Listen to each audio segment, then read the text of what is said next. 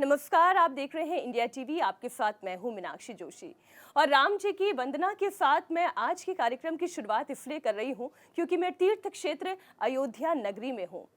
भव्य राम मंदिर की प्राण प्रतिष्ठा की तिथि बड़ी नजदीक है और इस शुभ अवसर पर हमें उन महानुभाव से, उन महान विभूतियों से चर्चा करना बहुत जरूरी हो जाता है, बहुत आवश्यक हो जाता है, जिन्होंने इस दिन के लिए तपस्या की, परिश्रम किया, संघर्ष किया।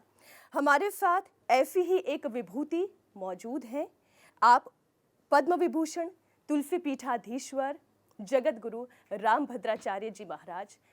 जगत गुरु जी, आपकी प्रेरणा, आपकी तपस्या और आपके संघर्ष की वजह से आज ये दिन देखना पड़ रहा है और ये एक सुखद अनुभव है कि आपसे चर्चा करने का अवसर मुझे प्राप्त हुआ है। मेरा भी एक सुखद अनुभव है कि आप अपनी तपस्या को मैं अब फलवती होते देख रहा हूँ। जैसा शुरुआत में मैंने कहा जगत गुरु जी कि किसी ने कल्पना भी नहीं की थी। कई वृद्ध बुजुर्गों से मेरी बात होती है तो वो कहते हैं कि मुझे तो लगा था कि शायद बिना ये दिन देखे ही मैं हमने तो कल्पना की थी, जी हमने कल्पना भी की थी और भविष्यवाणी भी की थी। मैंने कह दिया था कि 2019 के 6 दिसंबर के पहले निर्णय आ जाएगा और 2024 की जनवरी तक रामलला अपने गर्भगृह में प्रवेश कर जाएंगे। ये प्रेरणा आपको कैसे हुई? भगवान से। प्रभु आपको स्वप्न में आके ये बताते हैं या आप कभी कथा पढ़ रहे होते हैं तो एकाएक आपको ये आभास होता है? नहीं भैया, स्वप्न में नहीं बताते हैं, प्रत्यक्ष बताते हैं। और जो मैंने कहा वो बहुत सत्य निकला। मेरी एक भी भविष्यवाणी मेरी गलत निकली ही नहीं। मैंने कहा था कि 370 धारा हटेगी, 35 से हटेगी। मैंने कहा था महिला आरक्षण विधेयक पास होगा संसद में। मैंने कहा था मोदी जी दोबारा, और फिर कह रहा हूँ मोदी जी तिबारा प्रधानमंत्री बनेंगे। ये राम मंदिर का जो स्वप्न पूरा हुआ है, जी जी जगत गुरु जी, इसमें आप किन किन का योगदान मानते हैं, किन किन को श्रेय देते हैं? संतों को। और जब आंदोलन शुरू किया था तो मैं भी था उसमें। तब 5-6 लोग थे मुख्य, जिनमें स्वर्गीय अशोक सिंघल जी, अवैद्यनाथ जी, साकेतवासी रामचंद्र दास परमहंस जी, गिरिराज जी, और उनमें से मैं अभी वर्तमान हूँ, मैं स्वयं जगत गुरु रामानंदाचार्य स्वामी रामभद्राचार्य। आपको लगता है कि जो भविष्यवाणी, लगना क्या है, ये तो साक्षात है और प्रत्यक्ष किम प्रमाणम, ये तो हमारे शास्त्र भी कहते हैं। जगत गुरु जी, क्या राजनीतिक इच्छा शक्ति भी जरूरी होती है किसी भी कार्य को फलीभूत करने में? संतों की इच्छा जब हो जाती है, संतों का जब प्रबल संकल्प होता है तो राजनीतिक इच्छा शक्तियाँ अपने आप उनका सहयोग करने लगती हैं। मैं कोर्ट केस एक बार गुरुजी, वो क्षण आप जब याद करते हैं कि वो क्या माहौल हुआ करता था, वो एक दूसरे के बीच में छींटाकशी होना, सबूत मांगे जाना, प्रमाण मांगे जाना कि राम का अस्तित्व है या नहीं, ये पूछा जाता था। उन दिनों को याद करता हूँ तो मुझे रोमांच हो जाता है। और वास्तव में ऐसे ऐसे प्रश्न होते थे कि कोई गवाह टिक नहीं पाता था। सब अन्य जगत गुरुओं ने तो कह दिया कि हमारे ठाकुर मना कर रहे हैं, पर मैंने ऐसा नहीं कहा। मैंने कहा वे भी अन्न खाते हैं, मैं भी अन्न खाता हूँ। उनके पास भी प्रतिभा है, मेरे पास भी प्रतिभा है। देखता हूँ क्या प्रश्न करते हैं न्यायमूर्ति और कैसे संतुष्ट होते, मैं संतुष्ट करूँगा। मुझे अपनी प्रतिभा पर विश्वास था, अपने टैलेंट पर बिलीव था, और वही हुआ जो मैंने कहा था।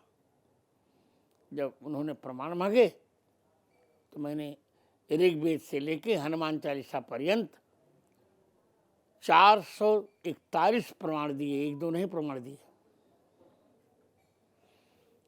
और जब उत्खनन हुआ तो 437 प्रमाण सही निकले, केवल 4 प्रमाण धूमिल थे, वही मेरे पक्ष में ही ग्रंथ में।